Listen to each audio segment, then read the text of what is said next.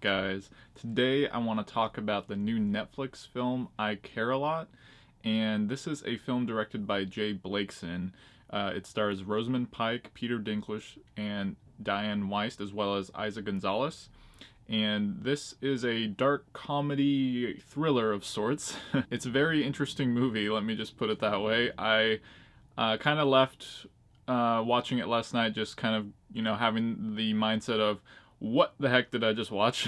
But after sleeping on it, I feel like I've been able to process my thoughts, and overall I did enjoy this film quite a bit. I'm going to try not to give too much away here, because this is definitely a film the less you know, the better. But the film is about a woman named Marla, played by Rosamund Pike, who has this business she runs where she's able to assert herself as a legal guardian for people who are deemed no longer able to care for themselves.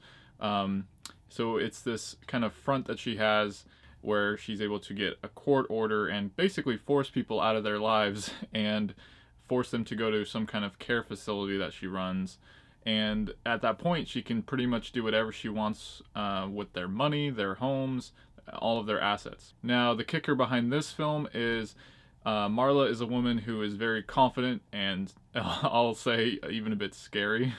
Rosamund Pike, she definitely nailed this role. She's Golden Globe nominated for it, and I think there's a good chance she could possibly win it. I haven't seen a movie like this starring her since Gone Girl, and there's even a line near the beginning that kind of harkens back to something I could see her saying in that film. But nonetheless, she is a character who is determined, just takes what she wants, and she ends up kind of meeting her match, so to say, in a woman named Jennifer Peterson, played by Diane Weist. What Marla doesn't realize is that Jennifer is connected to the Russian mafia in some way, and she has someone in her life who is played by Peter Dinklage, who is, well, let's just say, not happy with the fact that he's not able to get anywhere near her any longer. So the way this film essentially plays out is we have two shady people trying to almost one-up each other throughout the film and figure out how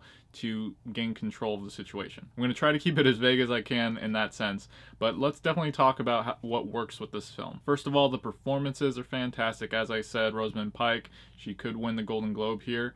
I think everyone in the film really does a great job. I love seeing Peter Dinklage in a new role, especially in a role like this. It's great to see him playing a bad guy, and which I haven't seen before. I'm sure there's another example of that out there in his filmography. But what I will say is these characters essentially are characters you kind of love to hate, especially Rosamund Pike's. Throughout the movie, I will be honest, I was just kind of hoping that she would get her comeuppance, and I just was kind of frustrated because I was really hoping it would go a certain way. I'd go almost as far as to say that I almost didn't like the film up until the very end. Without giving anything away here, there's almost two endings, and I feel like the film could have ended it right at one part. I would have been happy with that, but the way they ultimately ended it was just the icing on the cake. So this is definitely one that if you're just not sure what you think about it as you're watching it, really got to give it the entire watch to see where it goes. I love how the intensity increases as the film goes on,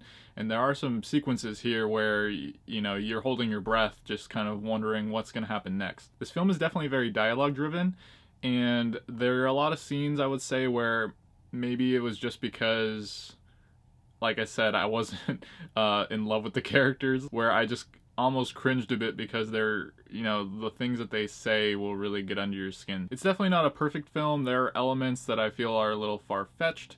There is some things in the writing as well as the editing that don't really work that well for me. There are a few moments here where I think to myself, oh, that's a little convenient, or like, wait, how did nothing happen to this guy at this moment, or etc., etc. But the film is so well paced and engaging that it never kind of distracts from the overall story, and it's something that I do think it might not be for everyone, but it's definitely a movie that I think is very much worth checking out. As I said, I think the main drawback for me is there isn't really a single character who I would consider like a true good person in the film. That is one of the things that makes it really hard to like root for anyone or kind of hope for anything to happen in particular, because you don't really it's hard to make up your mind as far as where you want it to go. But this is definitely a very surprising film, and I could see myself watching it again sometime, hopefully even picking up some things I missed the first time around. Overall, I Care a Lot certainly tries to make a point, and I think it ultimately sticks that landing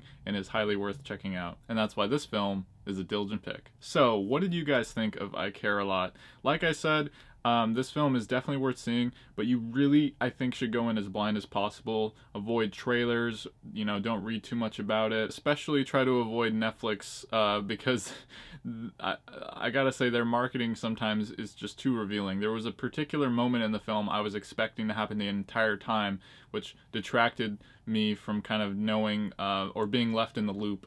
It's a kind of a big reveal that I feel they shouldn't have shown on some of their screenshots on their website. So do your best to just go into this one as blind as you can if you do plan on checking it out. For those of you who have seen it, let's talk about it below. Let me know your thoughts.